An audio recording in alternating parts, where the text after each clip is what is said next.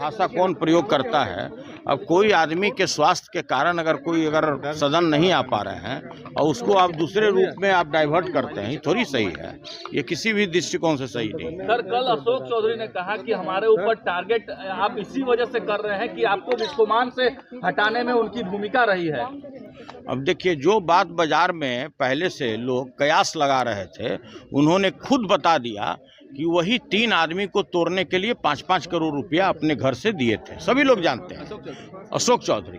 और देखिए, सबसे बड़ी बात है कि बिस्कोमान के इलेक्शन में मैं चुनाव नहीं लड़ रहा था। मेरा 2 टर्म हो गया, इसलिए मैं चुनाव लड़ भी नहीं सकता था। सभी लोग ये भी जानते हैं कि जो बिस्कोमान का इलेक्शन हुआ उसमें मेरे पैनल के 11 लोग जीते थे और उनके पैनल के 6 लोग जीते थे। लेकिन एन प्रकरण किसी तरह से केंद्र और राज्य पूरी शक्ति मिल करके ये तो उसके सामने पिलुआ पताई हैं। इनका कौन दम है कि ये हराएंगे और जिताएंगे। ये तो अपने दामाद को फर्जी तरीके से मुजफ्फरपुर से प्रतिनिधि बनाकर लाए थे बिस्कोमान में कि मेरा दामाद वहाँ पर अध्यक्ष बन जाए। और सभी लोग जानते हैं कि व्यापार मंडल में कोई भी व्यक्तिगत मेंबर नहीं हो सकता है।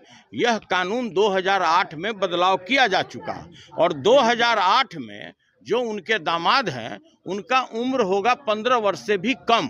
तो देखिए, ये लोग सब काम फर्जी तरीके से करता है। जैसे ही प्रोफेसर बन गए, किसी दलित गरीब दलित का हक मार करके ये प्रोफेसर बन गए। अब बताइए, ये प्रोफेसर बन गए तो क्या पढ़ाएंगे? भ्रष्टाचार से कैसे अकूत संपत्ति बनाया जाता है, इस पर ये बात कर सकते हैं। ये बात कर सकते हैं कि भाई हम किस तरह से अपना चोला बदल करके कभी इधर कभी उधर हम चले जाएं। तो देखिए, ये कोई भी सीनियर मंत्री हैं, उनके ये बात करने का तरीका नहीं हो सकता है जिस तरह से उन्होंने कल भाषा का इस्तेमाल किया। सभी लोग जानते हैं कि मेरे बड़े भाई हैं, बड़ा सम्मान है उनके लिए मेरे दिल में, लेकिन इस तरह का भाषा कहीं से शोभनीय नहीं है। सदन में दलितों को अपमानित किया जा रहा है। दलितों को अपमानित, देखिए, वो किसी भी दृष्टिकोण से दलित नहीं है।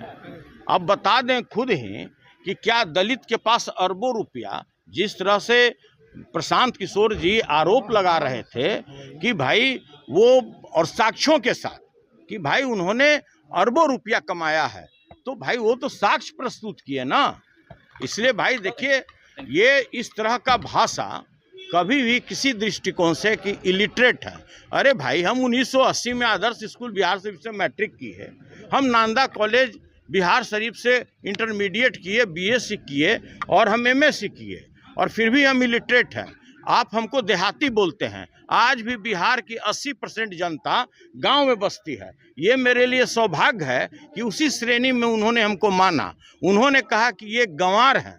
तो भाई, जो गांव का आदमी रहेगा वो थोड़े आपके इतना बुद्धिमान हो जाएगा। उसको कैसे पता होगा कि भ्रष्टाचार से कैसे अरबों रुपया कमाया जाता है। कह रहे थे कि आप सामंती हैं और वो राइजिंग स्टार हैं अशोक चौधरी। देखिए, उनकी व्यवस्था है, अब उसी पार्टी में रहना है। और सभी लोग जानते हैं कि ये चीफ मिनिस्टर के अगल बगल में रुद्राभिषेक करते हैं, तो उसका वो अवसर का लाभ उठाना चाहते हैं।